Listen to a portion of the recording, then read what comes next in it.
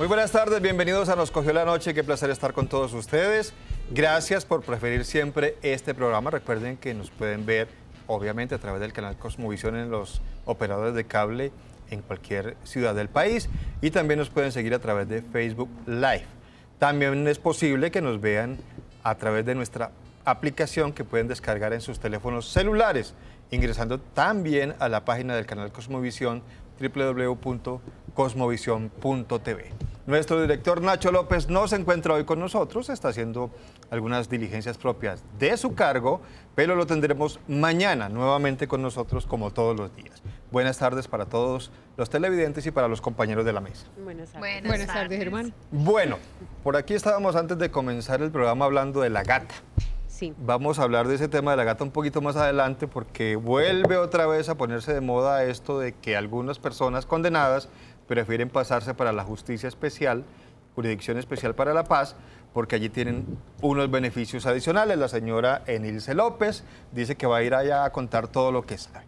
Lo hablaremos, repito, un poquito más adelante, pero quiero comenzar con Liliana. Liliana, el presidente del BID, dijo en Medellín que apoya Hidroituango y todo lo que se está haciendo. ¿Qué más dijo? Sí, vea, él estaba el día de hoy en un evento que se está haciendo, donde se invitaron a más de 60 alcaldes de Latinoamérica. Se está haciendo este evento en EAFID, es un encuentro anual de alcaldes, y en este evento pues se hace en compañía del BID. Resulta que él en la ciudad dice que el BID como tal respalda todas las acciones que se vienen realizando y todos los procesos que está organizando en este momento, tanto EPM como la alcaldía de Medellín, que están relacionados con el proyecto de la hidroeléctrica Ituango. Manifestó que ellos han hecho algún tipo de aporte económico a este proyecto, también se han gestionado recursos, pero resaltó que es de suma importancia que ya para ellos es un hecho que realmente el proyecto continúa, que el proyecto se salva y que va a prestar el servicio que debe prestar. Pero mire, fuera de eso hay una noticia importante que yo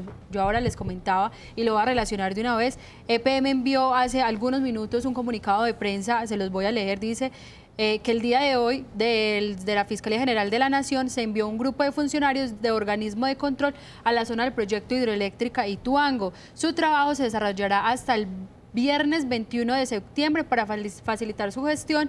EPM dispuso las instalaciones del campamento y demás. Eso con el fin de realizar investigaciones de lo que pasó en este proyecto. Quiere decir que ¿La Fiscalía? Ya desde que la Fiscalía esté ahí, de pronto muchas personas ya le ven otra connotación. Sí, habrá que esperar qué pasa con esa investigación. Recuerden que van hasta el 21 de septiembre, es decir que probablemente nosotros no sabemos si el 21 tengamos alguna noticia sobre esto o si la tengamos de pronto para la próxima semana, que esté muy relacionada con el proyecto. Pues ahí comienzan a andar entonces las investigaciones, porque siempre se ha dicho, a la par de que se hagan los trabajos, de que se salve el proyecto, de que se tomen todas las medidas, pues sí se tiene que investigar qué fue lo que realmente pasó allí. Y pues si la Fiscalía está yendo ya a averiguar, aunque debieron haber ido hace rato, de pronto un poquito tarde, pero qué bueno que se hagan las investigaciones y que al final todos sepamos realmente qué fue lo que pasó. Si no hay ninguna responsabilidad de nadie, porque fue el tema de geológico, como dicen algunos, o si es como dice el gobernador de Antioquia, Luis Pérez, temas de problemas de construcción. Acuérdese la póliza que hay por ahí, de 70.000 millones de pesos, que depende de esos éxito. dos conceptos, imagínense. La de rapidez, que adelantó de 20 meses que iba retrasado, adelantaba 10, entonces dependiendo de lo que salga de la evaluación, se hace efectiva la prima, esa póliza. Terrible. Yasmín Ovalle. Hola, Germán. ¿Cómo es eso de que van a recortar presupuesto para parques nacionales? Sí, señor. ¿De cuánto es? Es una reducción del 40%. Para este año se contaba con 99.000 millones de pesos, pero a partir del 2019, según la propuesta que maneja desde el Ministerio de Hacienda, va a quedar en 60.000 millones de pesos. Lo que manifiestan muchos de los ambientalistas y de las personas encargadas de los parques naturales es precisamente que con la reducción que se daría de este presupuesto, pues se dejaría o pondría más bien en peligro el funcionamiento adecuado, el mantenimiento de los parques nacionales, además de las otras investigaciones que se van cursando en los diferentes parques nacionales del país para la conservación de las especies tanto en fauna y en flora. Y eso es una medida que va a apelar el Ministerio del Medio Ambiente. Bueno, Miguel Ángel Morán Mideros. Huracanes, tifones, clima como loco. Por aquí llueve, por allá no escampa, como dicen. Qué pesar. Bueno, pues en Estados Unidos ascienden a 23 la cifra de muertos por el paso del huracán Florence. Esto debido a las fuertes inundaciones y fuertes lluvias de este fenómeno natural. Además, Florence mantiene a 120.000 personas aisladas en Wilmington, esto en Carolina del Norte y Carolina del Sur en Estados Unidos.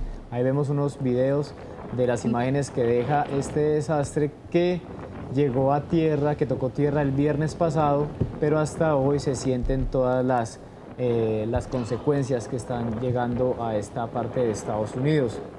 La tormenta bajó ayer su categoría, está pasando a depresión tropical y continúa dejando copiosas lluvias tanto en Carolina del Norte como en Carolina del Sur, como les mencionaba anteriormente.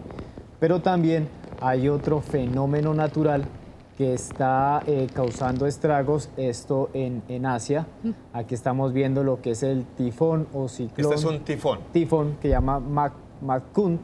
¿Por qué no se explica, Miguel Ángel? Porque es que mientras en Estados Unidos se habla de huracán y un fenómeno parecido se conoce en algunas partes como ciclón y en Japón como tifón, ¿cuál es la diferencia? Lo que pasa es que el huracán es porque es un ciclón tropical, pero originado en el Mar Caribe, que varía en el Atlántico Norte o en el Pacífico, mientras que el ciclón o el tifón presenta lluvias con viento, se produce en el Océano Índico sureste o suroeste del Pacífico.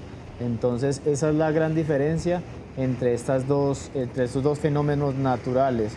Este es más fuerte porque ha dejado 65 muertos en Filipinas, y de los cuales ya está llegando también a lo que es las ciudades de Macao y Hong Kong en Asia. Este es el ciclón más grave que se ha presentado o que ha registrado en Asia en este año. José Fernando Gil, ¿tema de deportes o de economía?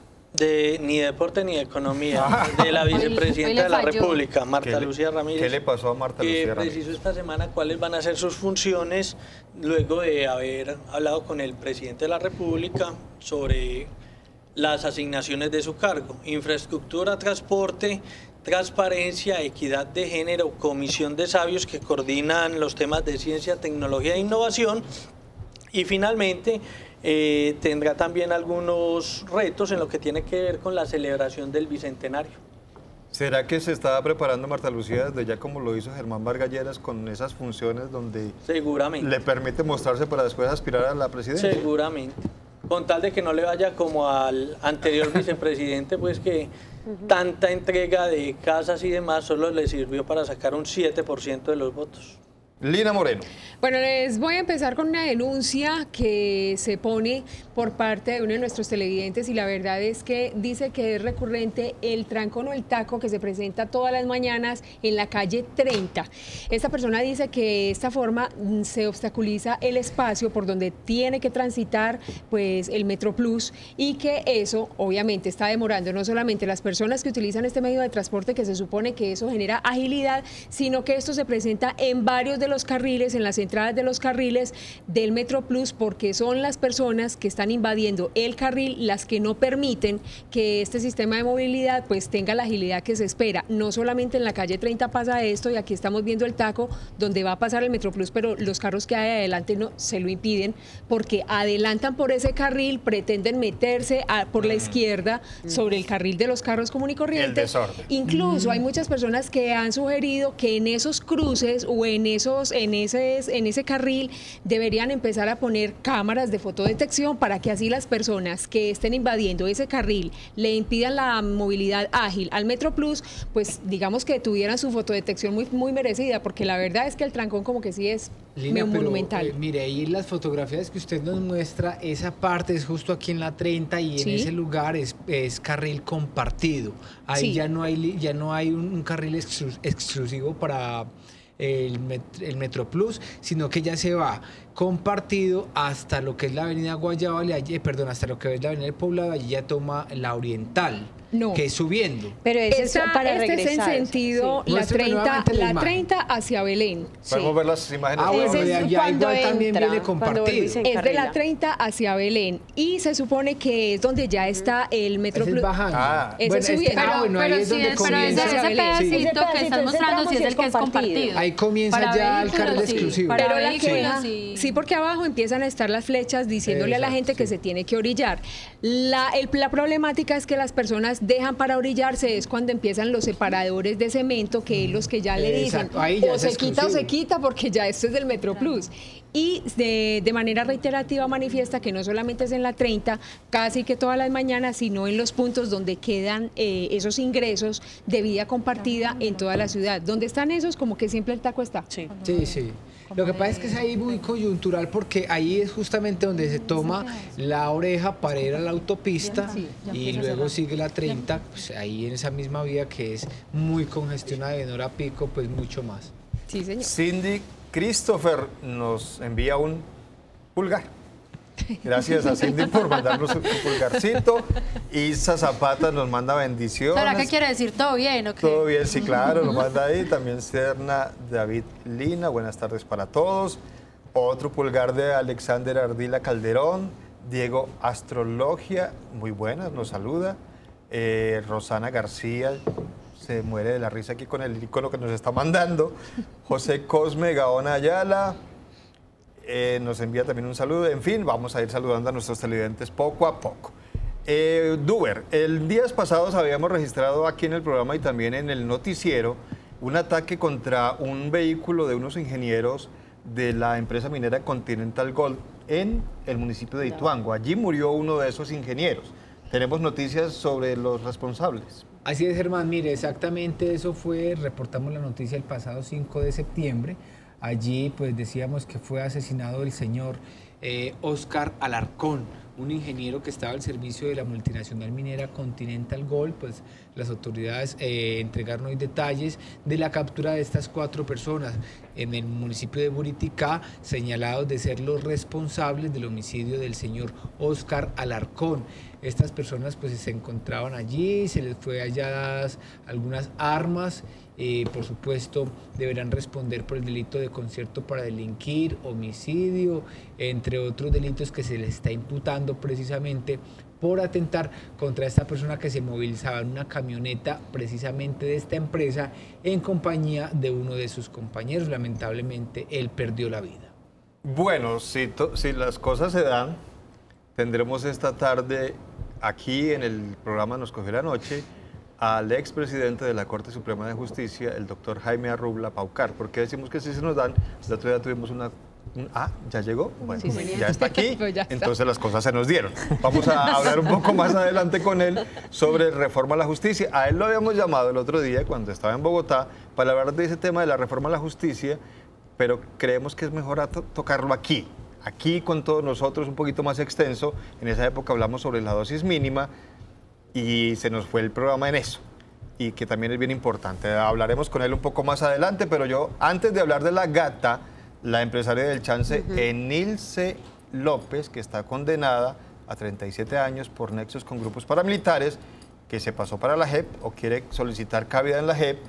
Antes de ese tema que también genera polémica, yo les quiero plantear otro, porque vamos a preguntarles a nuestros compañeros de la mesa y a los televidentes también qué piensan de los castigos a los hijos. ¿Y a qué me refiero con esto? En España, en Murcia, en España, a un hombre, a un padre de familia, lo acaban de condenar con 56 días de trabajos comunitarios, pero digamos que eso no es lo grave. Lo grave es que le ordenaron alejamiento de su hija, que es menor de edad, que no puede estar cerca de 200 metros de ella. Una caución. Una orden de restricción.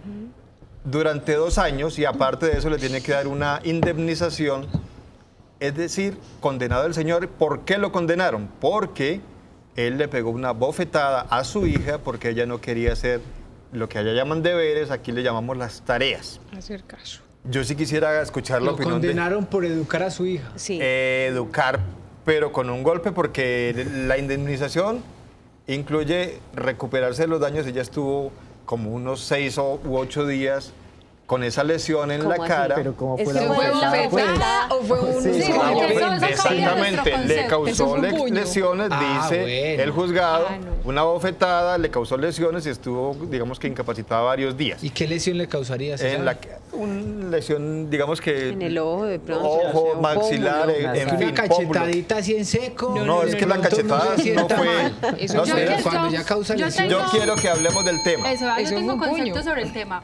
Uno, pues yo creo que a muchos, por lo menos, aunque muchos dirán que yo soy muy joven y que seguro no me tocó, pues a mí sí me tocó que mi papá me pegara porque o no hacía caso o decía una mentira, muchas cosas. Yo creo que también hay que entender el rol de los papás. Yo estoy de acuerdo con que a los niños no se les debe pegar por todo, pero tampoco se les debe dejar pasar en alto todo, porque muchas veces las palabras se quedan en eso y los niños ya los últimos ya ni las palabras les sirven y toca lastimosamente regañarlos o castigarlos o darles una pela, como dicen por ahí, ya sea con la correa, con la chancla, con lo que sea.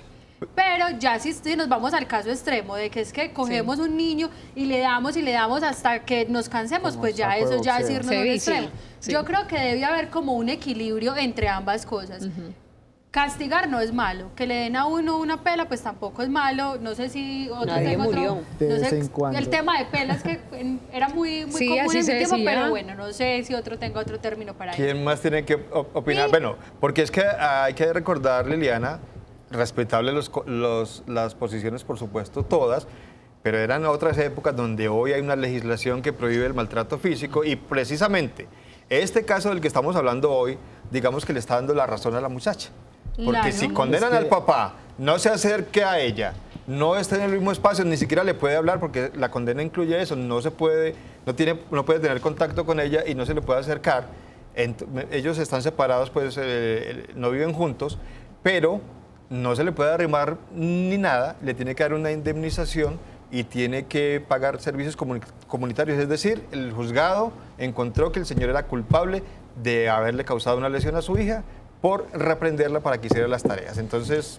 Es que hay una línea muy delgada entre el castigo y el maltrato. Yo tengo mi hija, no voy a negar que de vez en cuando le doy sus nalgaditas. ¿Sí? Pero es algo... Con cariño. Con cariño, para educar. No, pero sí hay una línea muy, muy, muy delgadita en esas y cuando...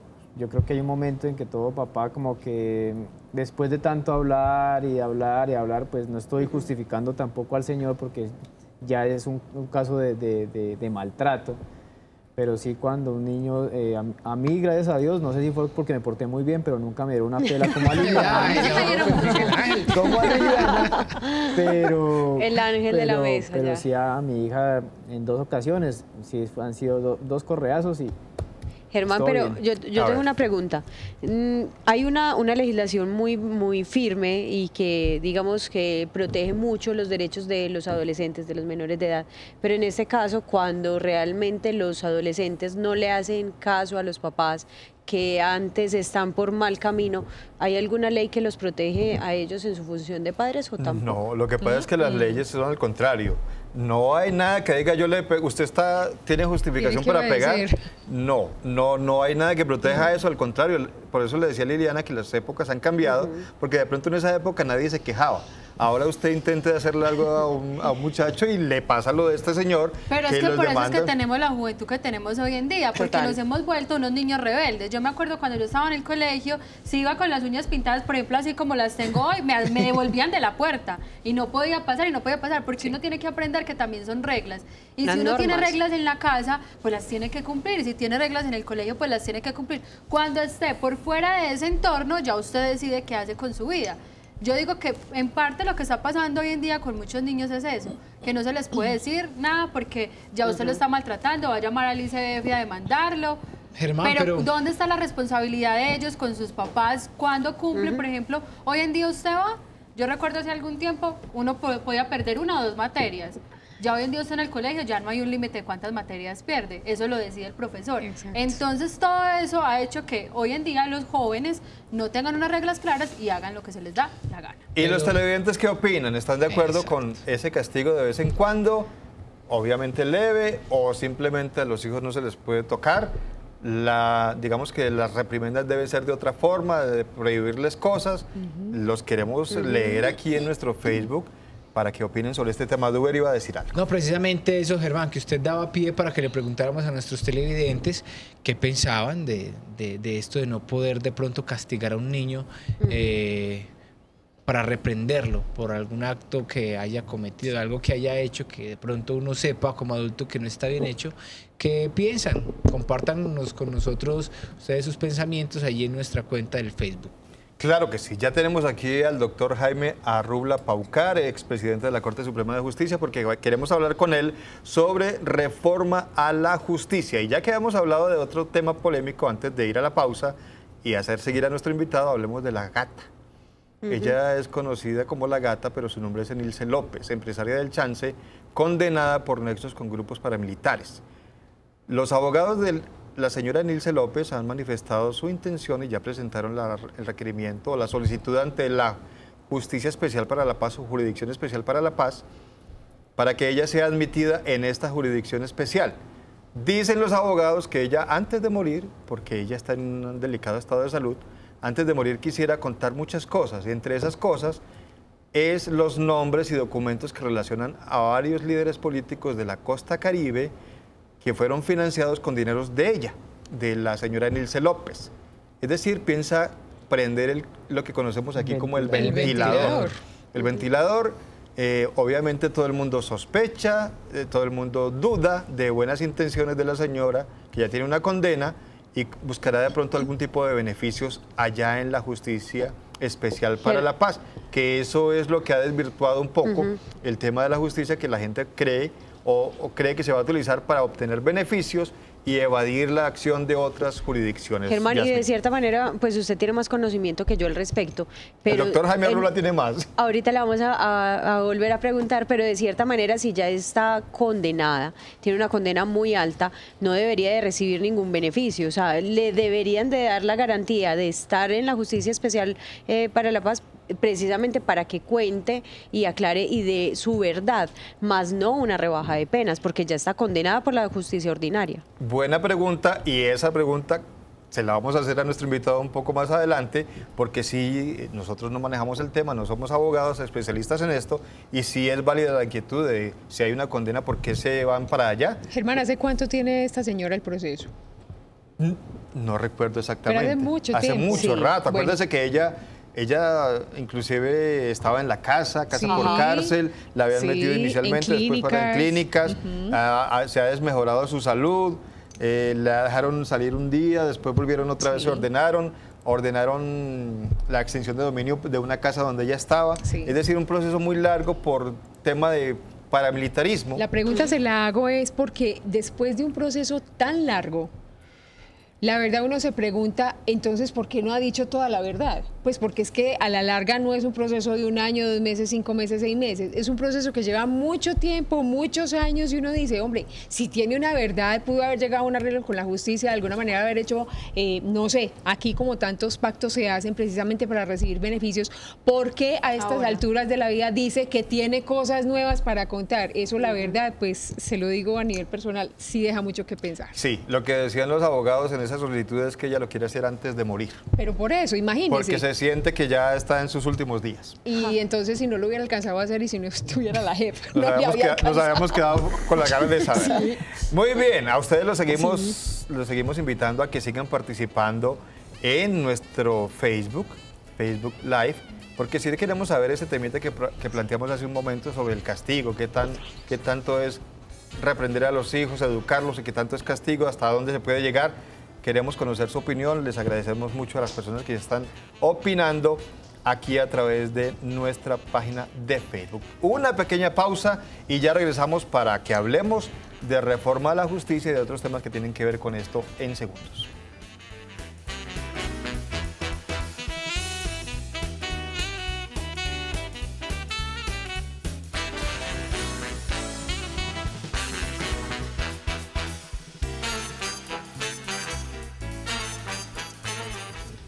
Nos preguntan por aquí qué pasó con la señal de Facebook. Ahí estamos, simplemente mientras nosotros estamos en la pausa comercial, en la señal que ven las personas en sus televisores, nosotros a ustedes en Facebook les pasamos algunos videos para poder que no nos bloqueen la señal, los señales de Facebook. Por eso es que ven otras cosas. Dice por aquí Álvaro, a ver, voy a poner el... Bueno, se me fue. Álvaro Naranjo dice que no es bueno que los hijos sean aporreados como castigo, pero en algunas ocasiones es necesario que la reprimenda la sientan. Alguna vez, por aquí nos decían que desde que apareció la psicología, esto se jodió. Juan Carlos Escobar, en estos tiempos, si tuviera hijos chiquitos y los reprendiera y se ponen de charros, que escojan entre la casa y los deberes y el bienestar familiar, etc. El mejor psicólogo es la chancla, Germán. No diga muy duro porque que de pronto mandan por usted. No tengo hijos, no tengo aquí. Pero de pronto le da ideas a todavía su mamá. Tiene mamá. ¿Cómo sabe? Puede ser que así fue. En la casa de Uber le va a educar. No hable muy duro. Sí, toca más bien, bueno, con cautela. Muy bien, decíamos que íbamos a hablar hoy sobre reforma a la justicia y para eso invitamos al doctor Jaime Arrubla Paucar. Nos acompañó hace pocos días a través de la línea telefónica y hablamos de dosis mínima. Y quedó pendiente el tema de la reforma a la justicia. Pero doctor Arrubla, yo sí quiero que usted nos ayude a dilucidar algunos temas, estos dos que estamos tratando aquí que han generado polémica. Y el primero es ese del castigo hacia los menores por parte de los padres, castigo suave o castigo o maltrato físico. ¿La ley qué dice frente a esto? Bienvenido al programa. Bueno, un gusto estar con ustedes y con todos los televidentes de este programa. Los padres tienen la patria potestad sobre los hijos. ¿Eso qué significa? Una serie de derechos, como corregirlos, como educarlos y una serie de deberes también. La cultura ha cambiado mucho, la psicología, la educación. Antes, en el siglo pasado, en el siglo XX, había unos patrones que los padres aplicaban y era poder utilizar algo de reprimenda y una reprimenda violenta, correazo, un cachetazo, los profesores un reglazo. Yo creo que eso hoy en día no está permitido. Sin que haya una ley que específicamente haya cambiado las cosas porque sigue siendo la misma patria potestad, el contenido, por jurisprudencia, ya no se permite a los padres utilizar ninguna violencia, ¿correcto? ¿Por qué? Porque cambió el patrón. Si el niño se educa con violencia, él aprende que es el trato que debe dar para solucionar sus problemas con sus compañeros y después en el futuro con sus propios hijos. Sí. Esto obviamente lo dicen los psicólogos, no los juristas. Pero la jurisprudencia, atendiendo a ello, ha cambiado y hoy en día no se permite. El padre que maltrate a un menor puede incluso perder, le suspenden o pierde la patria potestad. Entonces, los tiempos van cambiando y nos tenemos que ir adaptando a los cambios del tiempo. ¿Y cómo saber cuál es el límite entre el maltrato y formación con castigo? Y eso va mucho también dependiendo de la situación. Hay muchachos más difíciles, los unos que los otros. Hay muchachos más rebeldes, hay muchachos que son además atrevidos. Sí. Que si el papá no los frena, pues al que le aplican la violencia es al papá o a la mamá o a los hermanos. Todo eso es una circunstancia muy difícil de catalogar. El juez lo aprecia en un momento dado, de acuerdo a los testigos, a las circunstancias, a lo que se viva. Pero es un punto que no se puede poner en blanco y en negro. Es un punto que es dúctil y es maleable en la medida de las circunstancias, ¿no? Doctora Arrubla, ¿no sería que los padres de familia o algunos padres se fueron ya al extremo? Entonces no utilice la violencia para nada, no los castigue físicamente, reprimenda, ni siquiera, digamos que verbalmente, pero ya se fueron al extremo y es a permitirles todo a los muchachos y dejar que sean. Yo me acuerdo una profesora del colegio me dijo que decía, nosotros no podemos permitir como padres que los hijos son los que manden en la casa. No se trata de castigarlos, sino de hacer sentir la autoridad de quién es el padre y quién es el hijo. ¿No será que se nos fue la mano? Yo creo que sí, porque una de las grandes principios que debe imperar en la formación de los hijos es que aprendan a conocer las reglas. Y la primera regla es por la autoridad que pone el padre o la madre. Ya ellos como pareja verán quién pone más la regla o quién es el policía bueno y el malo y cómo distribuyen eso. Y obviamente debe ser una regla aplicada también con rigor, pero también con amor, O sea que es difícil combinar eso. Sí. Nos enseñan de todo en el colegio, en la universidad, a ser grandes profesionales, y no nos enseñan cómo manejar el tema de criar hijos. Llegamos al hogar y somos unos verdaderos aprendices, unos verdaderos empíricos, sabemos de todo y les dejamos muchas veces los hijos a la empleada para que ella sea la que los maneje. Televisor. Pero el equipo de sonido sí no se lo dejamos tocar a ella, ¿no? Exactamente. Pero le entregamos a los hijos, que es lo más delicado que tenemos en la casa. Mire que sí. Muy bien. Yo creo que importante es lo que nos acaba de decir el doctor Jaime Arrubla. Sí, hay que, digamos que, buscar la forma, porque es que yo creo que se puede reprender sin necesidad de entrar en temas de violencia, pero sí ejerciendo la autoridad desde que estén muy pequeñitos para que aprendan que el respeto se lo ganan, se lo deben a los padres de familia y que tienen que, digamos que, obedecer en la casa. Obviamente también tienen sus derechos, pero sus obligaciones no las pueden olvidar. Germán, qué pena, yo hago una interrupción y ahorita un televidente también lo ponía en nuestras redes sociales y él mencionaba el tema del maltrato psicológico, porque muchas veces ya tampoco les podemos decir nada porque los estamos maltratando psicológicamente. Entonces ahí también está el problema en qué sí le podemos decir y qué no le podemos decir, porque si de pronto le hablamos muy durito, lo estamos maltratando también. Lo que pasa es que ahí, en el caso de hablar durito, yo creo que ni siquiera es hablar durito, sino que se le dice. En otras épocas, doctora Arrubla, usted seguramente pues, habrá escuchado lo que se usaba en otras oportunidades, como que había esa falta de conciencia de los padres de familia, es decirle al muchacho, usted no sirve para nada, usted es un inútil, yo no lo traje al mundo porque no quería, una cantidad de cosas que se le meten a los niños, y ese tipo de maltrato sí genera daños en esos pequeños que van a ser después adultos que seguramente lo van a replicar. Que se les castigue, que aquí mando yo, de pronto con el tono no. Pero lo que se le dice sí hay que ponerle mucho cuidado. La palabra es un látigo peor que un rejo de cuero. Y hay que saber cómo se maneja. Puede crear unos daños irreversibles en la mente, en la autoestima, en la convicción y en el trato con los demás que tenga una persona. La palabra hay que manejarla muy bien. Puede ser peor una mala frase que incluso que un fuetazo. Sí, señor. Y hablamos rápidamente, doctor, para ya entrar en materia con lo de la reforma a la justicia, de las dudas que tenía Yasmín y también Lina sobre el caso de la señora Enilce López, más conocida como La Gata. Ella ya está condenada por el tema de paramilitarismo, nexos con paramilitares, pero ahora aparecen sus abogados queriéndola llevar a la Justicia Especial para la Paz. ¿Eso es posible? ¿Por qué si ya está condenada están pensando en esto? A ver, la Justicia Especial para la Paz, recordémosle a los televidentes, fue uno de los acuerdos de La Habana. Uno de los componentes era el componente de justicia, y las FARC exigieron que se creara esta justicia látere de la justicia ordinaria, porque manifestaron su desconfianza con los jueces ordinarios del país.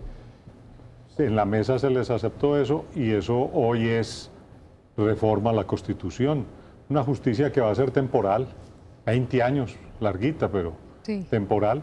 Y lo que se busca es enjuiciar a todos los actores del conflicto, ¿correcto? Tanto la guerrilla como los demás que participaron, entrarían paramilitares y obviamente entrarían las fuerzas del Estado. Esa justicia, como todos sabemos, es una justicia transicional que implica concesiones. Si hay verdad, si la entregan, se hacen acreedores de ella. Si no dicen la verdad, la pierden. Y esa justicia se aplica no solamente a quienes se inicia el proceso, sino también a quienes estaban ya procesados e incluso condenados. Y hay unas penas que van a ser unas penas muy mínimas. Y ahí obviamente es una justicia restaurativa, en cierta forma. Bueno, atendiendo a las bondades, todo el mundo se está tratando de acoger a esa justicia, sirios y troyanos. Vimos el caso del famoso, del ex senador García, que está condenado por masacres, que ya pidió, tocó la puerta, el general Montoya tocó la puerta, y ahora la señora Enilce López toca la puerta. Todo el mundo tiene derecho a decir, ¿qué tiene que acreditar?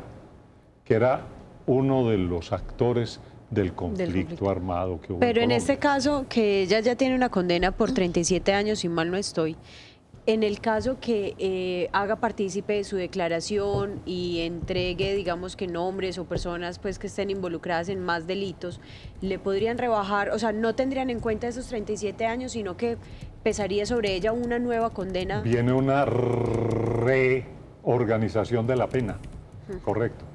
Obviamente no sabemos si lo de ella, yo no conozco a fondo lo que conocemos por prensa, pero yo no conozco al fondo si lo de ella está vinculado o no con el conflicto. Es que hay que ver también qué es entender qué es la vinculación con el conflicto armado que vivió Colombia o no. Si ella logra acreditar eso, pues quedaría allí. Y si logra quedar allí, tendría los mismos parámetros que tiene cualquiera de los actores del conflicto si cuenta la verdad y si hay reparación, porque no es solamente la verdad. Tiene que haber un propósito de nunca más repetirse, y además tiene que haber reparación. Justicia, verdad y reparación son los principios en que se fundamenta la justicia transicional. Doctora Arrula, entonces en ese reacomodamiento de pronto de la pena que se puede dar, dando pues el caso que si logre llegar allí, esa condena sabemos que muchas son por labores que puedan hacer, por ejemplo, el condenado de un trabajo social. Entonces, ¿podría ella terminar realizando algún tipo de trabajo social? A ver, el sistema penitenciario colombiano es un sistema que permite redimir pena con trabajo.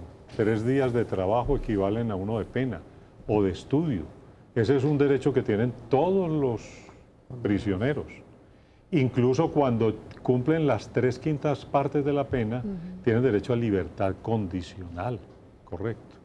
Ella tendría derecho a todos esos beneficios si se llega. No, es que los tiene ahora. Yo lo que no sé a qué horas ha trabajado, porque yo siempre la veo acostada en una camilla acostada y con un poco de aparatos encima. Exacto. Pero si ella está trabajando, tendría los mismos derechos que cualquier condenado en Colombia. Muy bien. Hijos necios, vergüenza para los padres, dice Proverbios. Este mensaje nos lo envía Gloria Elena Mesa Ceballos. Siguen operando nuestros televidentes sobre ese tema de los castigos a los hijos, o mejor reprenderlos de otra manera que no implique ni castigos verbales, ni ofensas verbales, ni tampoco castigos físicos. Entremos ahora sí en materia. Reforma a la justicia. Hace algún tiempo, doctora Arrula, se intentó una reforma a la justicia que terminó en cosas que no era lo que se pretendía hacer con la justicia. No fue estructural el asunto y al final no pasó nada. Yo quiero que nuestros televidentes también entren en un sondeo que estamos haciendo a través de nuestra página de Facebook. Allí en la parte de arriba van a encontrar el sondeo, no le podemos llamar encuesta, es un sondeo. Usted ingresa al link que aparece allí y simplemente responde la pregunta que tenemos para hoy. ¿Creen ustedes que esta vez sí habrá una verdadera reforma a la justicia o no? Más adelante estaremos dando los resultados de la opinión que tienen ustedes sobre ese tema. Reforma a la justicia, doctor. Ya se conocen algunos, aparte del borrador del proyecto que tiene el gobierno para hablar de una reforma a la justicia.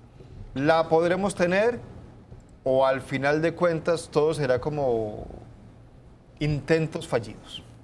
A ver, la Constitución del 91 hizo un diseño de esta rama, que es una de las 3 ramas del poder público, que es la Administración de Justicia, una Constitución que es del 91, ya llevamos varios años, y han resultado problemas y dificultades de su práctica. Primero, recuerden ustedes, empezaron los choques de trenes entre las altas cortes. Pues claro, si es que la Constitución del 91 dividió la cabeza de la rama en 5. Miren, la Corte Suprema, el Consejo de Estado, la Corte Constitucional, el Consejo Superior de la Judicatura, y ahora tenemos la JEP. Entonces, obviamente, que donde se divide y reinarás, dice por ahí el dicho. Por eso no estaba tan lejos el candidato hoy presidente cuando decía que una de las propuestas buenas de analizar sería unificar las cortes. Lástima que eso se haya abandonado un poco. Se trae un mecanismo de articulación que puede ser interesante. Después aparecieron nuevos problemas. El cartel de la toga, por ejemplo. Más desconfianza para la justicia. Problemas que ha habido con las funciones electorales de la Corte.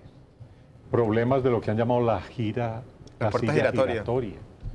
Pero a eso no es solamente el diseño a nivel de constitución, sino que hacia abajo la justicia, a pesar de que creamos la fiscalía, invertimos un poco de plata, el ciudadano la sigue viendo distante, la sigue viendo como un valor difícil de alcanzar. Y no hay una verdadera revolución de lo que debería ser el acceso a la justicia. Es que la justicia es para las gentes. Pero lo peor es que se sigue viendo, es tan lejana que se sigue viendo es garantista para el victimario, más no de protección para las víctimas en cuanto a todos los derechos. Exactamente. Entonces nos preguntamos, antes que entremos ya al detalle de la actual reforma, ¿por qué hay que reformar la justicia en el país? Pues yo diría hay que reajustarla porque la gente ha perdido confiabilidad en el sistema.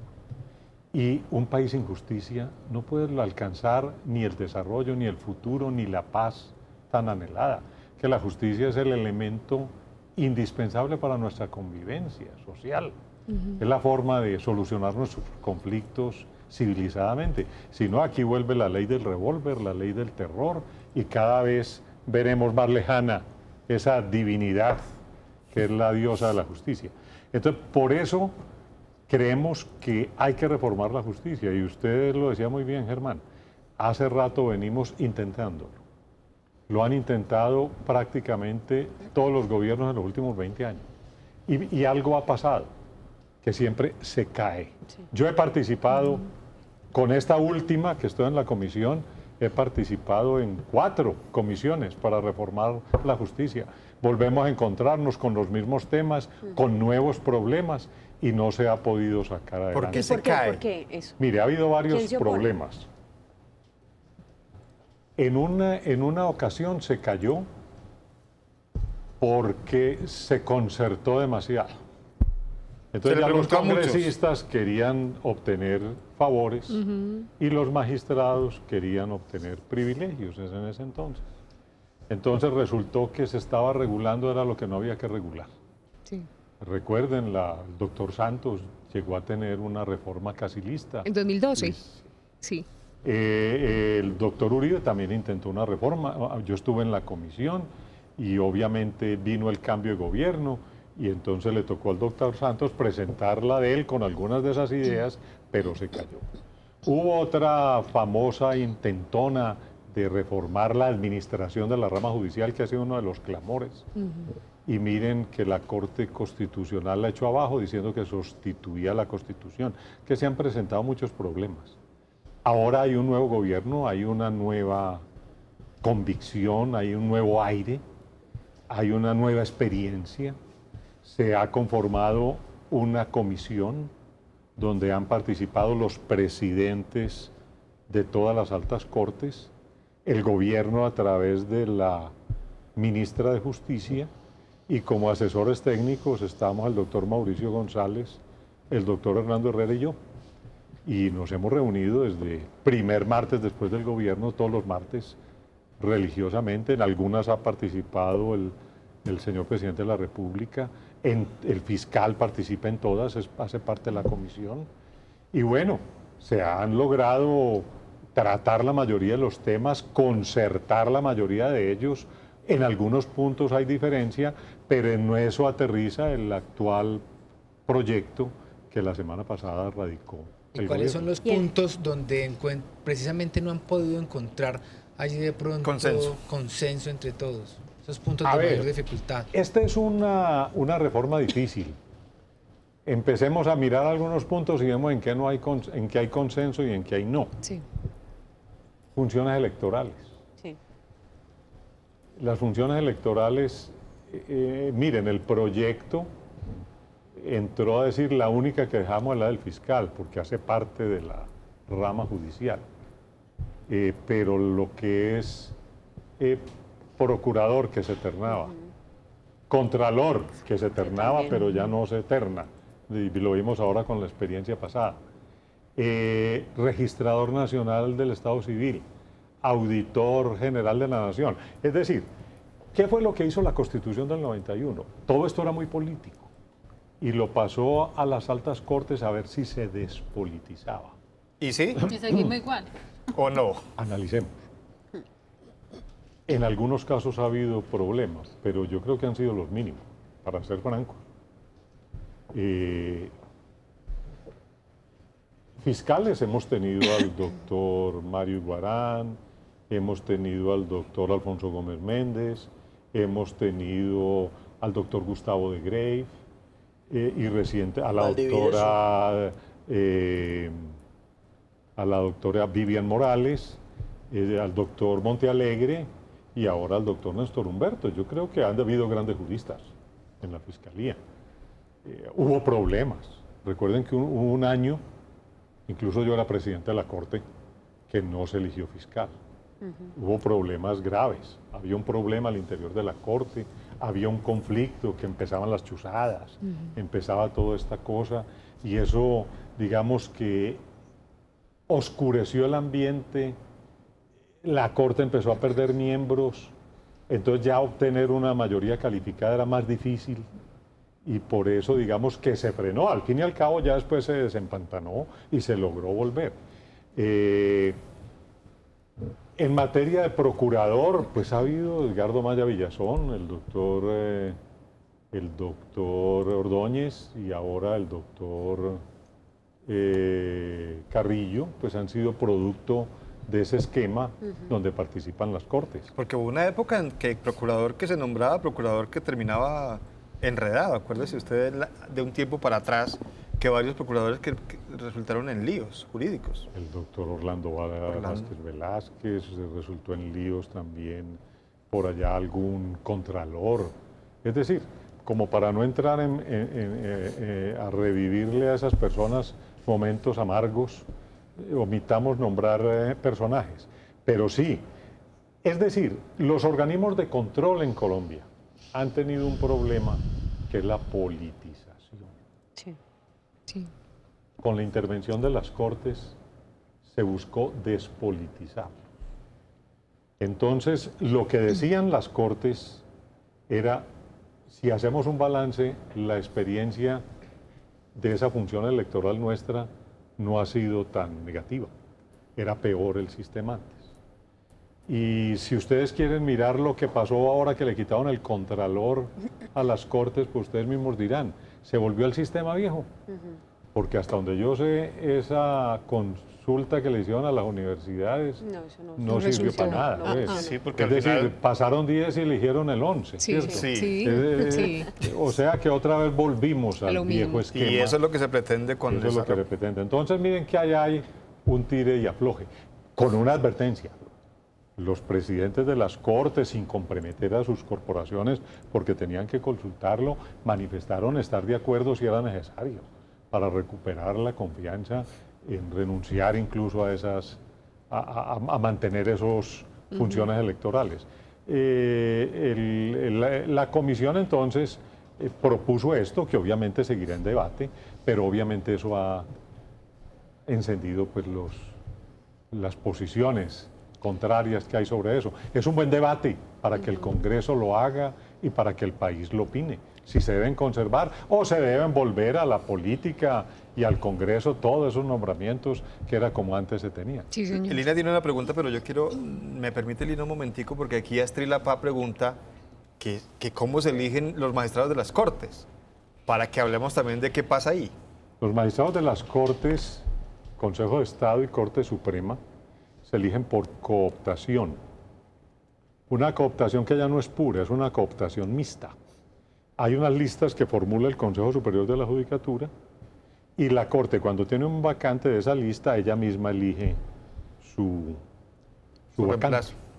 Los magistrados de la Corte Constitucional se eligen distinto porque los elige el Senado.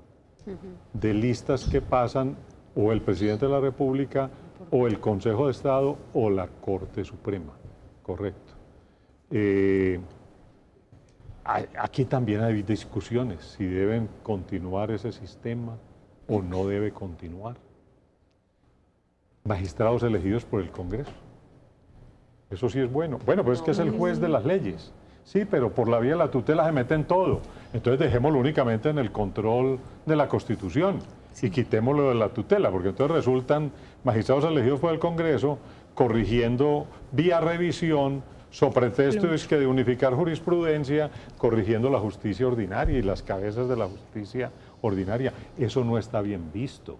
Esa función discrecional de revisar la tutela que yo quiera, miremos que eso se volvió y se prestó fue para corrupción. Y el tema de la meritocracia ahí podría aplicar. Pues miren, yo creo que en el mundo entero las cortes se eligen por cooptación. Incluso una de las propuestas era volver a la cooptación pura, sin lista, sino que sea la misma corte la que llene esas vacantes, o el Consejo de Estado. Y la Corte Constitucional, pues que la siga nombrando el Senado, pero que no se metan en las decisiones de las altas cortes. Y así no revolvemos la política con la justicia, que es una mala mezcolanza. Sí, es como revolver el agua y el aceite, ¿no? Yo le pregunto algo y es, hablemos de tiempo. Es una reforma que estamos esperando absolutamente todos en el país, para ver un aire nuevo, un aire de verdadera justicia para todos. ¿Cuánto tiempo demoraría esta reforma a la justicia? Y la otra es, ¿esta reforma a la justicia sí es capaz de pasar por encima de los egos políticos de algunas personas que, digamos, de pronto no tendrían a reconocer que esto sería un beneficio para el país, sino, hombre, es que eso no lo presentó mi partido ni lo presenté yo, entonces digámosle a esto que no? A ver, en primer lugar, los tiempos. Había varias alternativas para hacer la reforma. El gobierno escogió una, que es acto legislativo.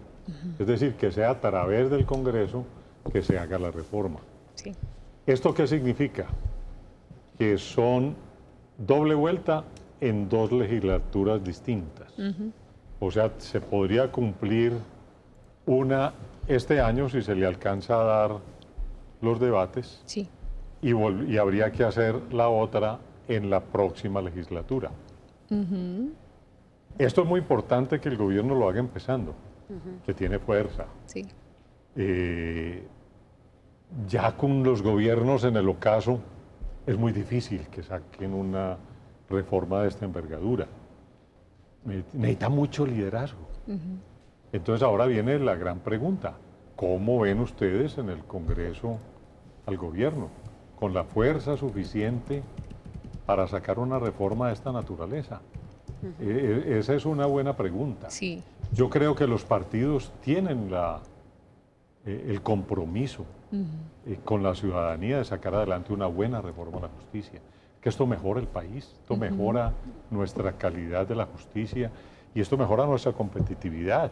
Claro. O sea que yo creo que el gobierno puede y está con el liderazgo, con la energía y con la capacidad de organizar sus fuerzas para apoyar esta reforma. Habrá cosas que no logrará sacar, pero mire, con lo del fiscal hay una reforma muy interesante para que no se vuelvan a trancar y con las mismas cortes, para que no se atranquen. Es que tomar decisiones en las cortes por reglamento requiere una mayoría cualificada. Entonces no es por la mitad más uno, sino que es por las 2/3 partes. En la Corte Suprema, por ejemplo, de 23 magistrados se necesitan 16 votos. Elegir fiscal con 16 votos a veces es difícil. Y si hay unos magistrados que faltan, pues todavía más difícil, porque sacar 16 de 23 es difícil. ¿Cómo era sacarlo de 18 o de 20? Más difícil. Entonces la reforma trae unas normas que de pronto la ciudadanía va a ver con buen ánimo y es para evitar que se cierren y que se obstaculicen los procesos electorales, que si en 2 o 3 intentos no sale, se baja a la mitad más uno. ¿Correcto? Ya.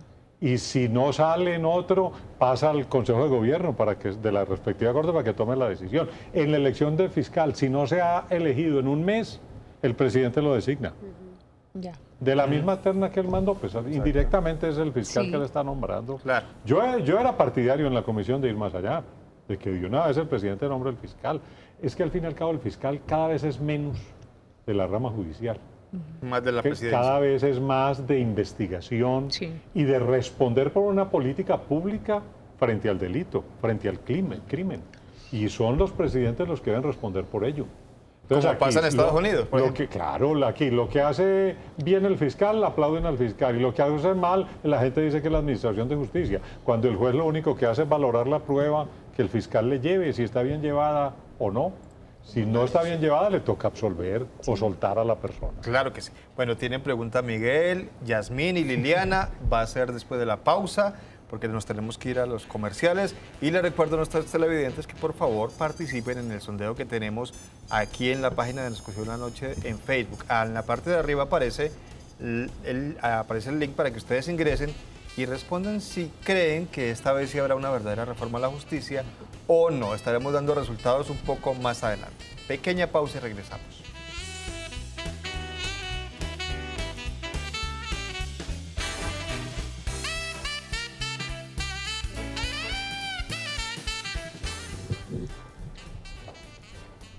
Muchas gracias por continuar con nosotros. Nos acompaña en esta oportunidad el doctor Jaime Arrubla Paucar. Él es expresidente de la Corte Suprema de Justicia y con él queríamos hablar y lo invitamos para eso, para que habláramos sobre reforma a la justicia. Además hace parte, usted nos contaba de esas comisiones que se están reuniendo para, digamos, que lograr a consensos y presentar un proyecto final sobre cómo quedaría esa reforma a la justicia. Muchos intentos se han hecho, al final comienzan o terminan introduciéndole cosas que no es lo que la gente espera, doctora Arrubla. La gente espera que la justicia sea justa, que la justicia sea para todo el mundo y no para los de Ruana, como decían antes nuestros abuelos, que todo el mundo tenga acceso a ellas, a la justicia, y que haya realmente justicia y que los que son culpables estén donde deben de estar y los que son inocentes estén donde deben estar también. Al final esas reformas se caen y aquí vamos con un nuevo intento. Decíamos antes de la pausa que tenemos un sondeo en nuestra página de Facebook para que nuestros televidentes participen y nos den su opinión si creen o no que habrá una verdadera reforma a la justicia en esta oportunidad. Si confían más en este intento que en los que habíamos tenido antes, allí está la opción de sí o no, y también le estaremos dando un poco más adelante los resultados de su opinión. Vamos a dejar este sondeo hasta mañana. Mañana al mediodía daremos parte de los resultados con Liliana en la emisión meridiana de Nos Cogió la Noche y también los resultados finales en la emisión central de Nos Cogió la Noche a las 5 de la tarde. Yasmín tenía preguntas sobre la tutela durante la pausa. Sí, hagámosla al aire. Claro que sí, y además porque es que recordemos que la tutela fue uno de los beneficios o de los grandes logros que se obtuvo con la reforma y la Constitución de 1991, y en esta reforma se ha tratado y se ha hablado o se escucha el rumor que se, digamos, de cierta manera se suprimiría esa parte, o sea, no existiría más tutela o se reformaría de tal manera que se dé un control a la tutela. ¿Qué va a pasar con la acción de tutela en Sin este fundamento caso? esos rumores. En ningún momento en la comisión se ha hablado de suprimir, restringir la tutela, todo lo contrario. Lo que se ha dicho es que hay que fortalecerla. Es un mecanismo que ya el país se adaptó a él, pero que se abusa mucho de él, empezando por el mismo Estado. Aquí hay clínicas donde el letrero que dice para poder atenderle su reclamo traiga la sentencia de tutela. Eso llevó a que el año pasado, el mero sector de salud y derechos sociales, hubo más de 800.000 tutelas que se van a todo el torrente judicial a quitarle tiempo al juez porque son tutelas de cosas que ya están definidas. Entonces, lo primero que hay que hacer es que se respeten las decisiones, las líneas jurisprudenciales sobre tutela y que las autoridades de la salud, de pensiones, cumplan con su función. Es que uno necesita una sentencia para cumplir con lo que ya se sabe que tienen que cumplir. Entonces, eso hay que obviamente reglamentarlo para que la gente no abuse de la tutela y que la tutela sea para lo que es la tutela, que es para proteger los derechos fundamentales de los ciudadanos frente a arbitrariedades a bulto que cometen las autoridades. Pero eso no es una instancia, para eso están los procesos judiciales. Doctor, permítame que me detenga en esto que acaba de decir usted, de traiga la sentencia para poder resolverle su caso ante un servicio de salud. Si ya hay jurisprudencia, entonces, ¿por qué estas servicios de salud hacen esto? Es decir, ¿por qué se pasan esas, digamos que esas sentencias previas sobre los mismos temas por la faja y parece que nadie los vigilara? Y entonces ahora estamos hablando de que vamos a ver qué EPS son buenas o qué no para dejar unas y otras no. Y entonces... Mire, el sistema pensional. Yo no le puedo decir de cuáles son los móviles o motivos que algunos funcionarios del sistema de pensiones o del sistema de salud los llevan a no reconocer los derechos que son claros si no es por una tutela. Sí. Pero eso sucede a diario. Uno diría, ¿qué es lo que buscan? ¿De pronto cuadrar la caja? ¿Demorar el pago? ¿Correr el límite del presupuesto un poquito más adelante? De pronto todo es un poco, pero todos los colombianos hemos sido víctimas, hasta yo, de que si no se intenta la acción de tutela no le reconocen el derecho. Sí. Entonces, eso es un abuso que obviamente dispara la tutela donde no tiene que estar, que podrían esos jueces estar ocupados de verdaderos problemas, simplemente porque un funcionario no quiere reconocer una pensión al que por ley sabe que se la tiene que conceder. O un medicamento. O un medicamento, o unos pañales. Ya eso es jurisprudencia que hay que reconocerle pañales a la gente que lo requiere. O un tratamiento a una persona que tiene una enfermedad ya y ya está decantado, que debe ser protegida por el sistema de salud. Perfecto. Hay un tema en la reforma que es el congelamiento de salarios a los magistrados, así como a los congresistas, en lo que es los sueldos. No sé si eso llega a un punto en el que se vuelve contraproducente, porque creo yo que, o creen muchos expertos, que los salarios van acorde de acuerdo al perfil de los magistrados. ¿Qué tan importante o qué tanto porcentaje puede ser eso? No es tema de la reforma a la justicia, pero ese sí es un tema de la reforma ocasionada por la consulta anticorrupción y acordaron un congelamiento del sueldo de los congresistas. Recuerde que los que promovieron la consulta anticorrupción fueron todavía más agresivos, porque ellos lo que querían era rebajar y se dieron cuenta de que eso no es posible, es que en Colombia a nadie le pueden rebajar el sueldo. Y no entra el de magistrados. El sueldo violan la ley laboral. O sea que usted no puede ser degradado en sus funciones laborales. Entonces encontraron un sistema que es de congelamiento por unos años hasta que lleguen al nivel. ¿Cuánto gana un congresista hoy? Más o menos 40 salarios mínimos.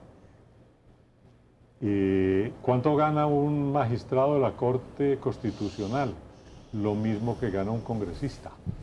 Y un procurador, lo mismo que gana el magistrado. Y un fiscal, lo mismo que gana un magistrado. Y de ahí para abajo, los que siguen de nivel, el 10% es lo que ganan los de arriba. Por ejemplo, los magistrados de tribunal y los fiscales ante tribunal y los procuradores ante tribunal. Y de ahí para abajo el 10% es lo que ganan los jueces de circuito, los fiscales ante jueces de circuito. Entonces mire que esto sí mueve todo el andamiaje. Pero es que ellos fueron los que abrieron la caja de Pandora. La Corte Constitucional, en su sabiduría, rebajó las pensiones, que eran derechos adquiridos. Y ahí abrió ahí quitó la llave y lo que se seguía era revisar los sueldos de los altos funcionarios. La idea es que queden en 15 salarios mínimos. Eso afecta, repito, no solamente la cúpula del Congreso, sino toda la rama y los organismos de control. Entonces, ¿qué podemos decir, doctor, de este proyecto que acaba de avalar el presidente Iván Duque? Lo voy a leer textual. Dice que el presidente Iván Duque anunció que el martes radicará un proyecto de ley con el que busca establecer que los salarios de los congresistas no sean referente para definir el de los altos funcionarios del Estado. Entonces, ¿ahí qué? Siguen con los altos salarios los Entonces, sí habrá alguna lógica en que los congresistas ganen 15 salarios mínimos y un magistrado gane 40. Yo creo que eso no, mire, legislar atomizadamente es muy problema. Como dice un buen dicho, o todos en la cama, o todos en el suelo. Si le bajamos la pensión a las altas pensiones y se las pusimos en 15, ¿por qué no podemos bajarle a todo el mundo? Obviamente, entonces, si no queremos que las cortes se enojen, entonces decimos que lo de los congresistas no tiene que ver con ello. Pero es que eso es un problema de política salarial de los actos dignatarios de un Estado. Yo no creo que eso se pueda excindir, los unos sí, los otros no. O todos o ninguno. Sí. Habrá que ver las razones que tiene el señor presidente y obviamente, pero repito, esto no es problema de la reforma a la justicia. Esto es un problema del Estatuto Anticorrupción y los problemas que miren que está ocasionando. Sí. Liliana. Doctora Rula, tal vez se vuelve y mi pregunta va muy relacionada también a la pregunta que nosotros tenemos y es si va a servir o no la reforma de justicia, pero tal vez muchas personas, como se vuelve un tema como tan complicado, tan denso, no entienden muy bien para qué esa reforma a la justicia, qué puntos específicos podemos destacar y si considera usted que realmente va a servir o vamos a continuar en lo mismo. Mire, esta es una reforma al poder de la justicia, correcto. ¿Por qué? Porque había que cerrar una serie de compuertas para devolver la legitimidad al sistema. Por supuesto que de aquí, una vez se arreglen esas cargas, digamos, de mayor engranaje, lo que sigue es todo un desarrollo legislativo para hacer que la justicia cumpla el cometido de que sea pronta y cumplida en los tiempos, en toda la problemática de los ciudadanos de Colombia, pero esta es apenas la primera batería, de ahí siguen otras baterías posteriores. El ciudadano de a pie podrá, como lo decía usted ahora, percibir que sí va a haber un cambio en caso de que sea aprobada. Porque... Aquí se dejan las bases para ese cambio. ¿Cuáles son esas bases? Pues es que no hemos revisado los temas, habrá que revisar en cada tema. Hombre, si no se obstaculiza la elección de un fiscal y en la cabeza, pues eso le da agilidad a la fiscalía. No fue bueno tener un año un fiscal en interinidad. Es bueno que las cortes no se frenen en su labor, sino que haya agilidad en el cumplimiento de su labor. Es bueno que los jueces cumplan ciertas decisiones y que no se rebelen sin justa causa o sin justificarlo contra esas decisiones. Eso empieza a perfilar, pero obviamente que con una reforma a la Constitución la gente directamente no va a percibir en qué le van a beneficiar. Eso es apenas sentar las bases para poder hacer unos desarrollos legislativos que implementen todo eso. La reforma realmente no se puede decir vamos a tener un cambio a un año. Eso no. Es a largo plazo. Es como muy efímero. Estos son ajustes que se hacen a la Constitución debido a la experiencia que llevamos ya varios años, varios lustros con ella, que de esa experiencia demuestra que hay que hacer esos ajustes y que después se van a percibir. Por ejemplo, un detalle sutil. Se había cerrado la posibilidad de que la ley impusiera mecanismos alternativos a los conflictos de los ciudadanos, como el arbitraje, como la conciliación obligatoria y en fin. Resulta que con una pequeña reforma, un artículo de la Constitución, eso vuelve y queda abierto. Se podrán venir leyes que digan, por ejemplo, que la problemática del consumidor no tenga que ir al torrente de la justicia, que es demorado y lento, sino que puedan ir a tribunales de arbitraje social. Eso va a agilizar, pero eso son cosas que empiezan a percibirse con posterioridad. Uno de los puntos que se supone que se va a tratar aquí en esta nueva reforma será la sanción por favores políticos. Eso quitaría, por ejemplo, lo que muchas personas dicen es que la mayoría están en los altos puestos de las cortes, la Corte Constitucional, la Corte Suprema de Justicia, y eso es, tú me juzgas, tú me absuelves y yo te juzgo y yo te absuelvo. O sea, esa creencia que se tiene, si es así, eso se acabaría con este punto. La reforma trae un paquete ético que le prohíbe a todos los magistrados tener recomendados, parientes nombrados dentro del sistema. Eso está muy bien, porque eso es lo que, y más con la gente cuya intervención ellos participen. Nadie debería tener nada. Se les pone 4 años de inhabilidad para ejercer la profesión cuando terminen o se retiren de su cargo. Eso tiende a la moralización del sistema, a volver a crear Confianza en el sistema. Es que vuelvo y repito, yo empecé con la palabra, que la gente ha perdido confianza en el sistema. Y lo que hay es que recuperar esa confianza para que la gente quede tranquila de estar en manos de un juez de la República. Doctor, y eso de pasar de una corte a otra, eso ya lo cerró la pasada reforma del gobierno anterior que prohibió la puerta giratoria. Eso ya es norma. No se puede postular una persona que termine en una corte a otra. Hablemos de la edad de retiro. Porque la edad también de hemos retiro visto... en este momento está en los 70 años. Recuerden que aquí hubo una ley hace poco que la subió de 65 a 70. Criticaron mucho esa ley. Algunos dijeron que era para un funcionario en especial que estaba llegando a esa edad. Y eso pues llevó a que eso se expandiera. Y la Corte Constitucional la acaba de avalar. Dijo que se ajustaba a la Constitución. Entonces, en este momento, la edad de retiro en Colombia para jueces, para funcionarios públicos, para magistrados, no para el Congreso, ni para ministros, ni para presidente, es la edad de 70 años. Eso es lo que tenemos. Ese tema no se toca en la reforma. Doctor, el sistema penal acusatorio no existía en Colombia.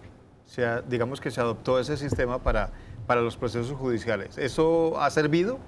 O sea, ¿fue el mejor método? Pues ese fue un sistema que nos impusieron. Nosotros teníamos un sistema diferente que era el sistema inquisitivo, no el sistema acusatorio. El sistema inquisitivo es el modelo francés. El sistema acusatorio es el modelo anglosajón, el modelo norteamericano. Muchas de las ayudas que da Estados Unidos nos las condicionaron a que cambiáramos de sistema, confiando que es un sistema que puede ser más ágil.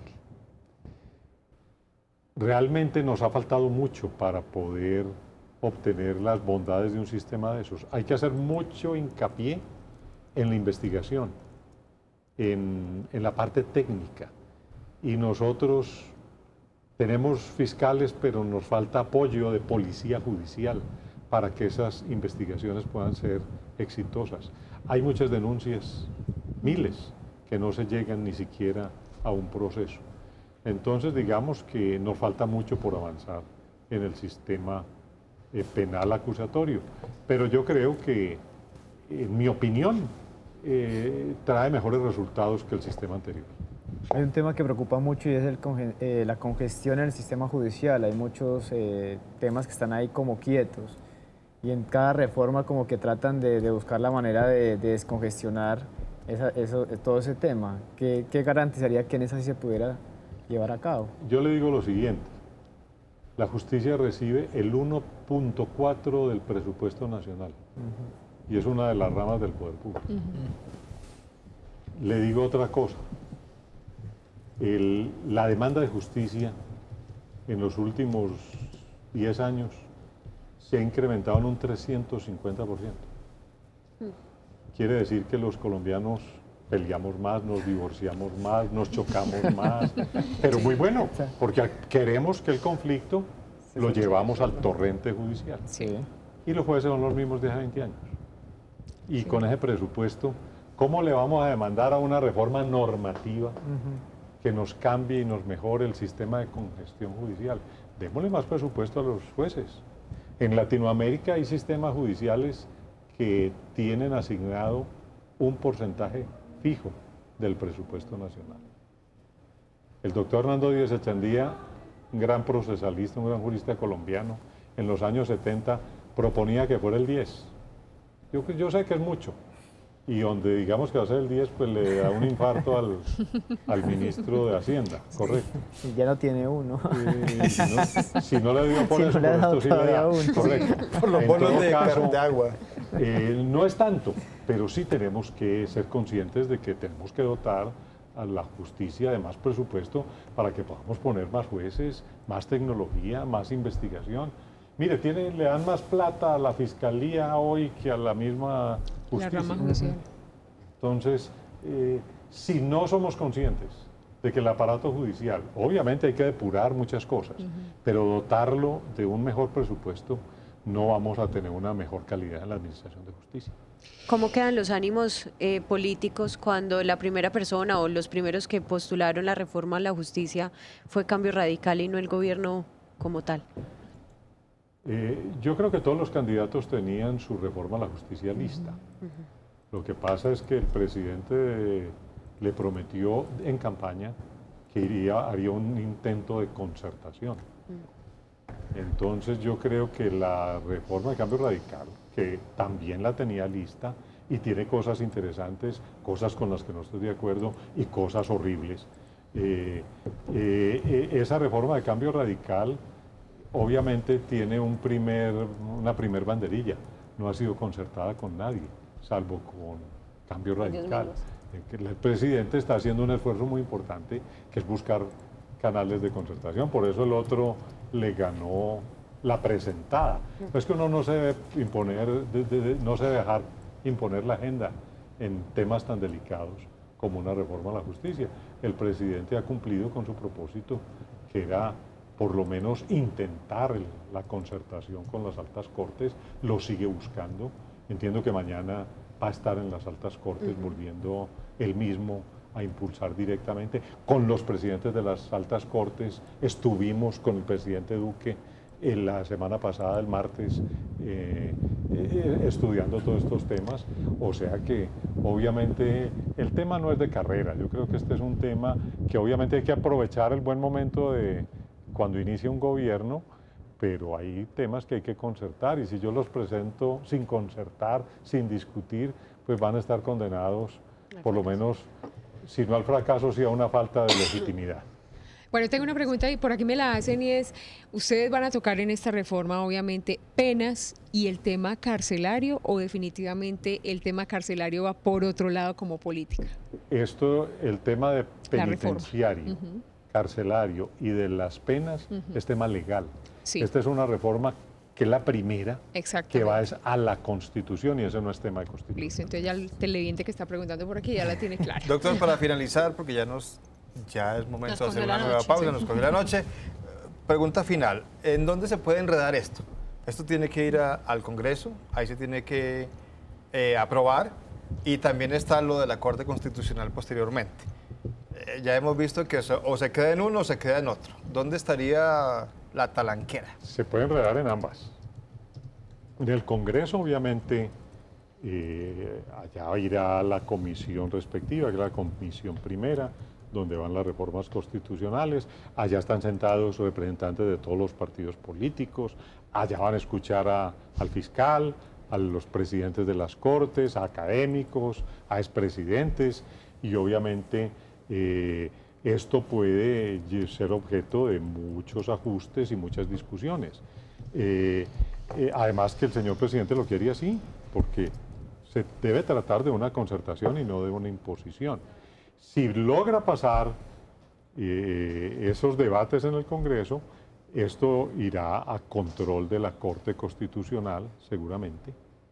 Y la Corte Constitucional, ¿qué va a revisar? Pues lo que revisa que es que se haya cumplido formalmente el proceso de un acto legislativo, los 8 debates. Sí. Pero desde hace mucho rato la Corte Constitucional dijo que también puede revisar contenidos. Y ojalá no nos aparezca ese espanto de la sustitución de la Constitución, que puede frenar las reformas. Afortunadamente, en esta comisión donde yo estoy, no está yendo el presidente de la Corte para no inhabilitarse, pero está yendo un delegado de la sala de la Corte Constitucional, que es el doctor Luis Guillermo Guerrero, actual magistrado, y obviamente han sido sus aportes valiosísimos para evitar que lleguemos al problema de la sustitución de la Constitución. Pero en eso se necesita mucha voluntad política y sobre todo mucho apoyo de la ciudadanía, que al fin y al cabo es el constituyente primario. Mucha presión de la gente para que haga. Nos vamos a dar cuenta todos las intenciones que se tiene con la nueva reforma y verdaderamente, como usted dice, Germán, dónde se va a trancar o quiénes la van a trancar. Porque ahí es donde estaba el problema antes. Doctor Jaime Arrula, muchas gracias por acompañarnos en esta oportunidad. Lo volveremos a llamar más adelante cuando ya avance la discusión de este proyecto, a ver en qué va. Muchas gracias. Bueno, ha sido un gusto estar con todos ustedes. Gracias. Bueno, antes de la pausa tenemos resultados del sondeo. Por aquí nos pregunta que por qué no deja ver los resultados. Sí, es el mecanismo que tenemos, no permite ver los resultados, por eso los estamos mostrando aquí. Aquí está. ¿Cree usted que se habrá una verdadera reforma a la justicia? Aquí la gente está grande. muy pesimista, 62,5% dice que no. Yo estoy con la gente.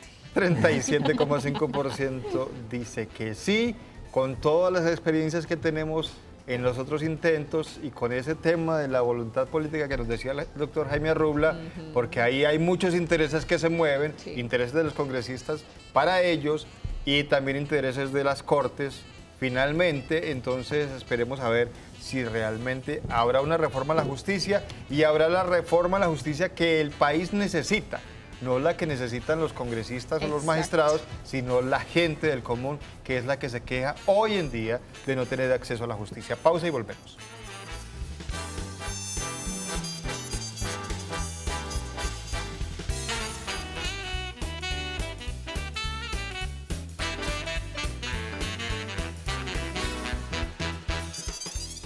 Gracias por continuar con nosotros. Ese resultado del sondeo demuestra lo que nos decía nuestro invitado. Hay desconfianza en la justicia que tenemos y desconfianza en que la reformemos para que funcione por fin.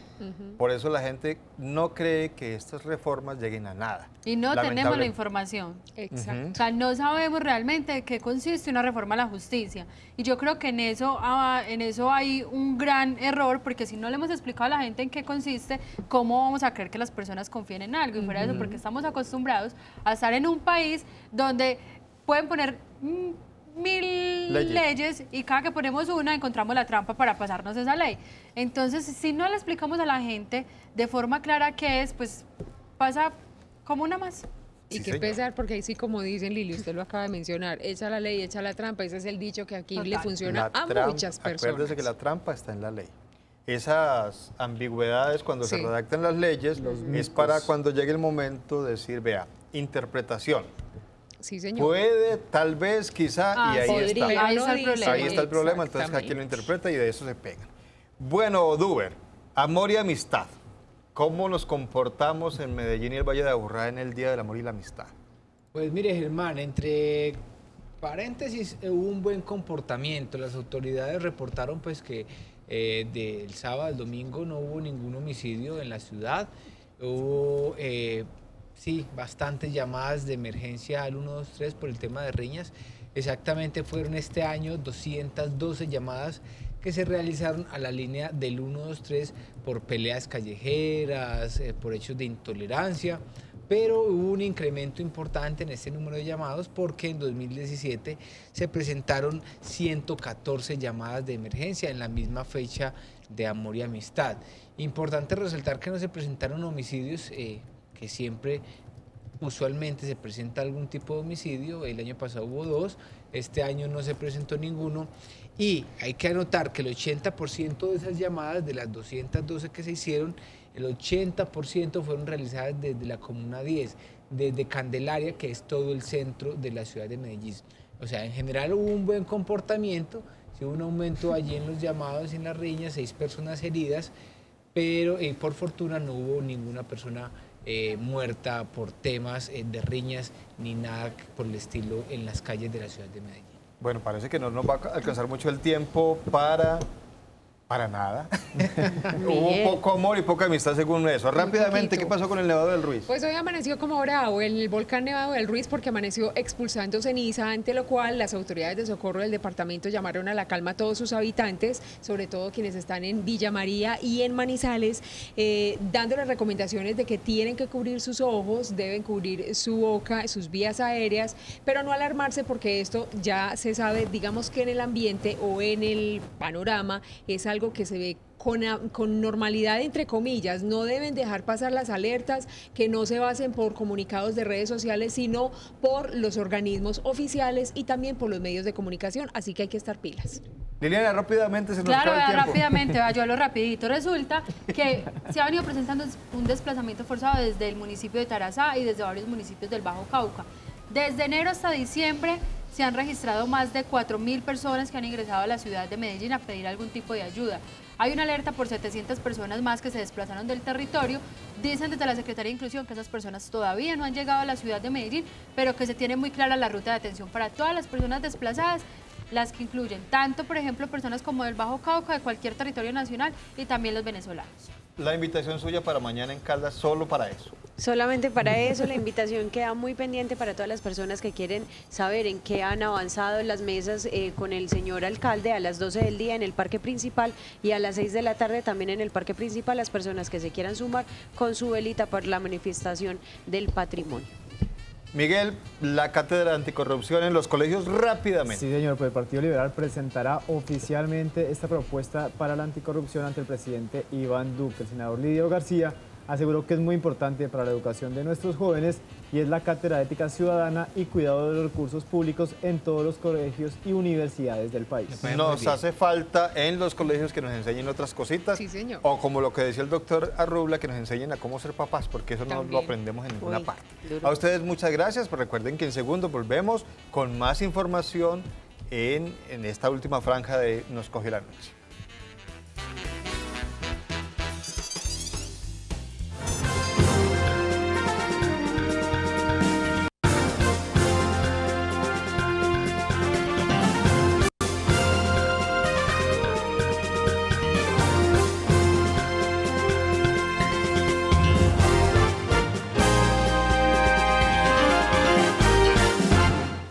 ¿Qué tal? Buenas noches, soy Germán Mendoza, bienvenidos a Cosmovisión Noticias. 2 personas muertas y 2 heridas deja un ataque sicarial en el municipio de San Jerónimo, en Antioquia. Según versión de las autoridades, estos hechos se deberían a disputas por el tráfico de estupefacientes. 2 personas muertas y otras 2 heridas es el saldo que deja un ataque sicarial que se presentó en las últimas horas en la vereda Tafetanes del municipio de San Jerónimo. Según las autoridades, las 2 víctimas mortales fueron identificadas como Mateo Osorio Muñoz, de 19 años de edad, y Juliana de Osa Marín, de 23. El coronel Carlos Mauricio Sierra Niño, comandante de la policía de Antioquia, entregó detalles. Sí, en la parte rural se presentan estos 2 homicidios, estaban departiendo en una parte pública, llegan 3 sujetos y disparan a estas personas.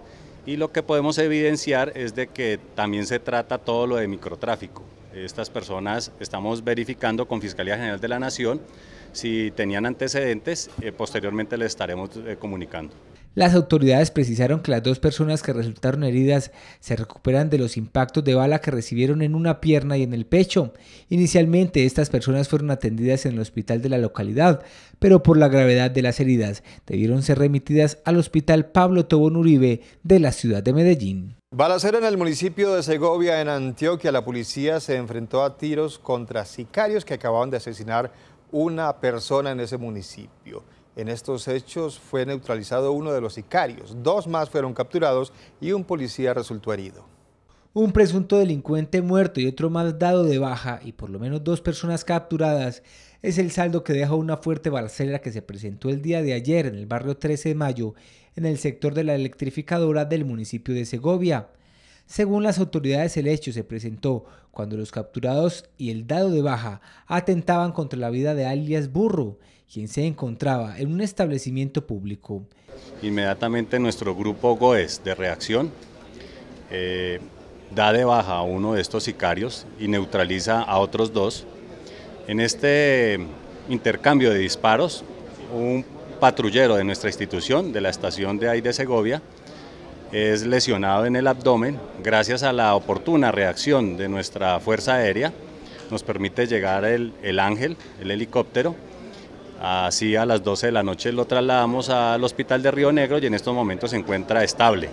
Según las autoridades, el hecho se presentó por la puja de poder de 2 estructuras delincuenciales, quienes tratan de retomar el control del microtráfico. Es la confrontación que se vienen dando entre 2 estructuras, los del Clan del Golfo y este grupo Héroes de Segovia, que quiere tomar todos la parte de narcotráfico y microtráfico en este municipio. En el operativo fueron incautadas 2 armas de fuego y 2 proveedores.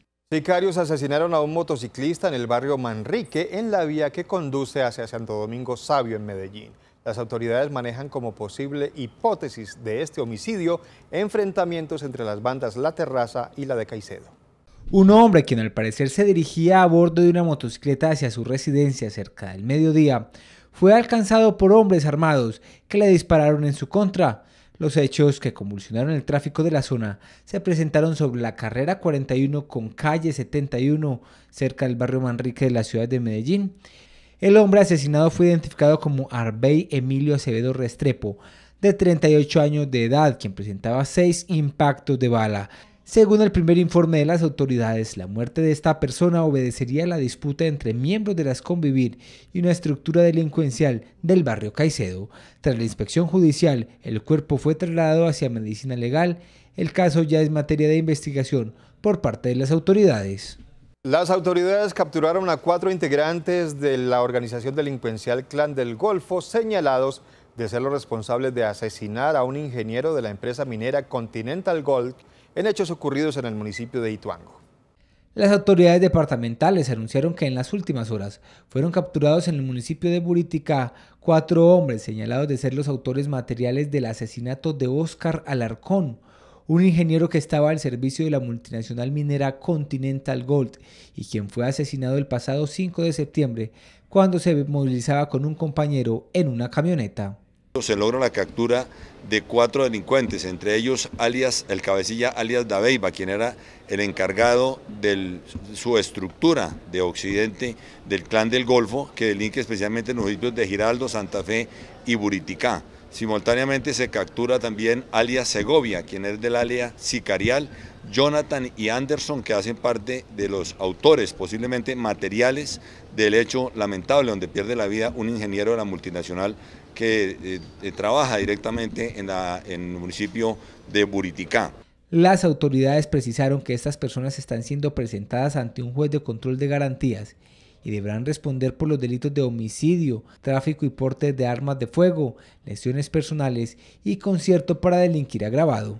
Entre los meses de enero y septiembre han llegado a la ciudad de Medellín por lo menos 4.000 personas desplazadas desde el Bajo Cauca antioqueño por enfrentamientos entre bandas delincuenciales. El 64% de estas personas proviene del municipio de Tarazá.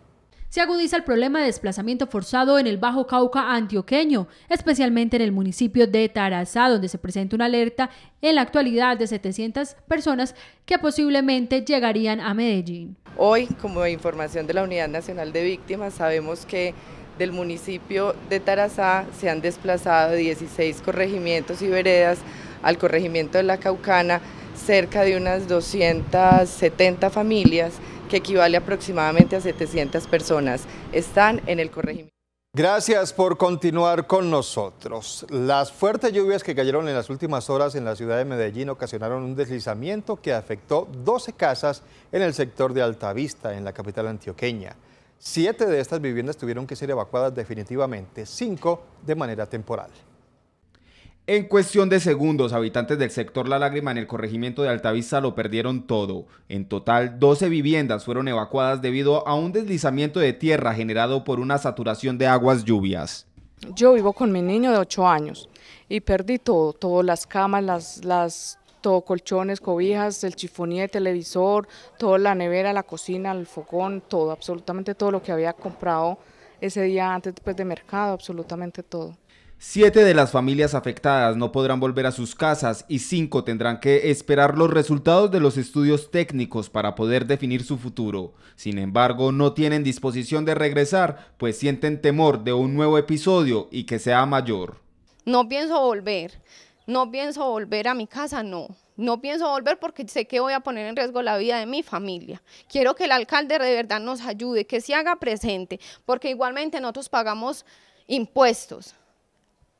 Pocos porque no vivimos en el poblado ni en unas partes donde realmente es que se ayuda.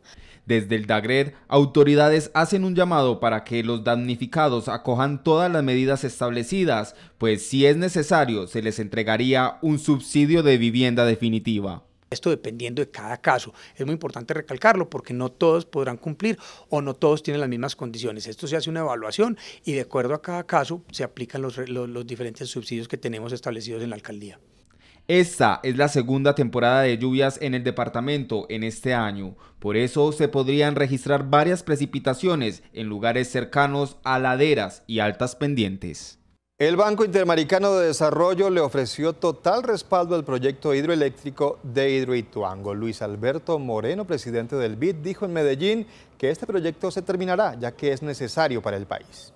El Banco Internacional de Desarrollo BID mostró su apoyo al proyecto hidroeléctrico Ituango, aseguró que su entrada en operación es de suma importancia para el país.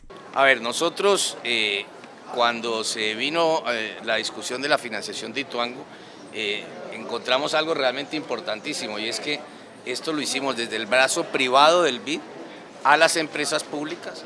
El BID puso 300 millones de sus propios recursos y vinieron de la mano con nosotros otros 800 millones que provienen de una cantidad de fondos que jamás habían invertido en Colombia.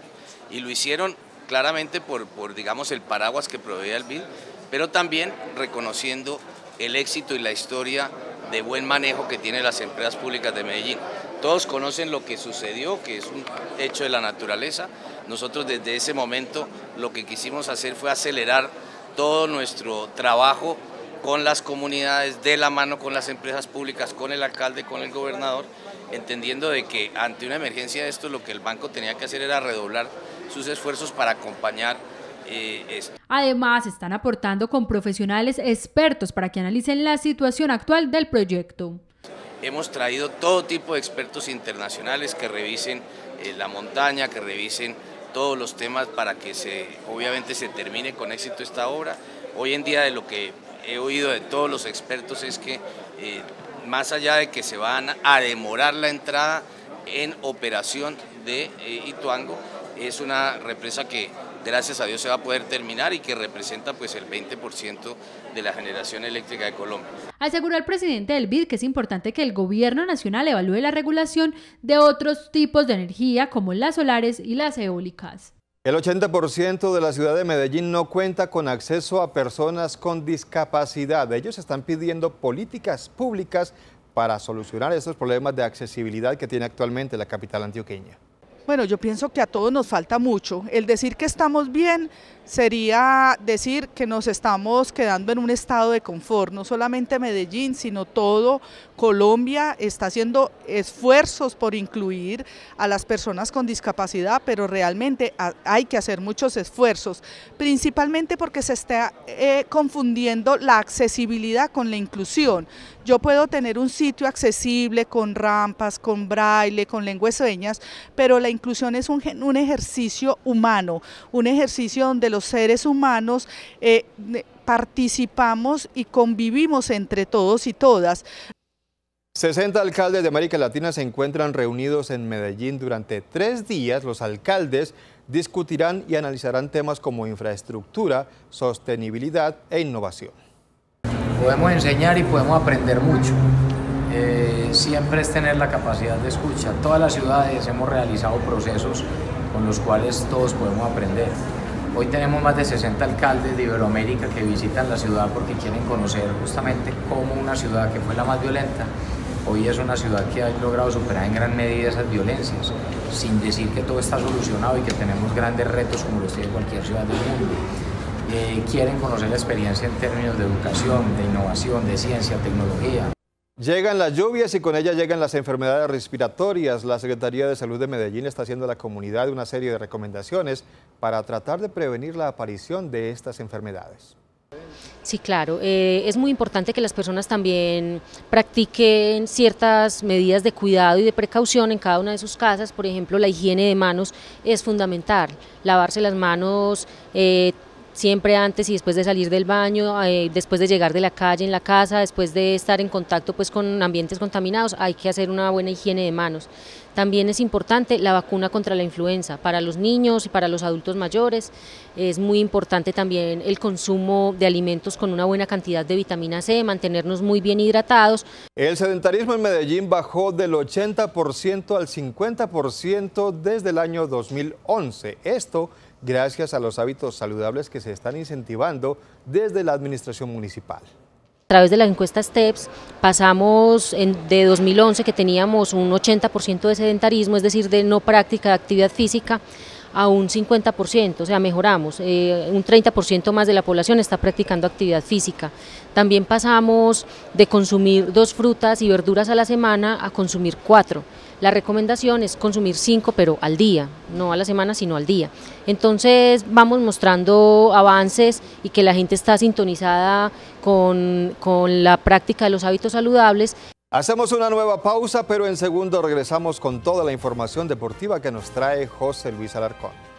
Bienvenidos a la información deportiva en Cosmovisión Noticias y arrancamos con los temas de Atlético Nacional porque con gol de Ángel Palacios y con doblete de Gustavo Torres, el equipo verdolaga que dirige Hernán Darío Herrera se impuso al Envigado Fútbol Club de Juan Carlos Ramírez. Nacional llegó a la 4ª posición con 18 puntos y de momento no pasa fugias en el fútbol colombiano. Atlético Nacional parece estar viendo la luz al final del túnel. Lleva 3 victorias en línea en los torneos locales, ocupa la 4ª casilla del rentado local y tiene la ventaja de un gol en los cuartos de final de la Copa Colombiana. El Rey de Copas con un equipo mixto venció 3-1 al Envigado en la 10ª fecha de la Liga Colombiana, con 2 goles de Gustavo Torres y uno del juvenil Ángel Palacios. El verde de Antioquia sumó 3 puntos importantes para seguir entre los 8 mejores del país. Ahora tendrá de por medio el duelo ante el Junior de Barranquilla, quizá la prueba más dura para Hernán Darío Herrera en su corto proceso con el Rey de Copas, en el cual tendrá que defender el gol que consiguió en condición de local en el juego de ida. Y hablando de goles, vamos al continente europeo para repasar los tantos que marcaron Carlitos Vacas y James Rodríguez con sus respectivos equipos. Y regresamos al norte de América para revisar el tanto que marcó Mateus Uribe en el fútbol mexicano. Este fin de semana, varios jugadores de la selección Colombia no tuvieron participación en los Juegos del Fútbol Internacional, pero 3 de ellos desahogaron el grito de gol. James Rodríguez con el Bayern Múnich anotó en el minuto 89 en la goleada 3-0 ante el Bayer Leverkusen. Carlos Vaca convirtió su primer gol con el Villarreal y le dio un respiro en el tema del descenso al conseguir de visitante ante el Leganés la primera victoria de la temporada del submarino amarillo. Por último, un volante con alma de goleador, Mateus Uribe, anotó el gol de ventaja con el que el América de México derrotó 2-1 al Morelia. Y seguimos con los goles bonitos porque el equipo periodístico de Cosmovisión Noticias diseñó un top 5 de los 5 mejores goles que se registraron este fin de semana en las diferentes ligas del planeta. Por supuesto, hay 2 goles de los colombianos, Alcatraz García y Marco Pérez en el fútbol colombiano, y no puede faltar el de Zlatan Ibrahimovic en la Liga de los Estados Unidos, con el que ajustó 500 goles como profesional. 5 goles de gran factura se marcaron este fin de semana en el fútbol mundial, 2 de ellos con sello del rentado local. El primero fue obra de Artis Elustondo de la Real Sociedad en la derrota 2-1 ante el Barcelona.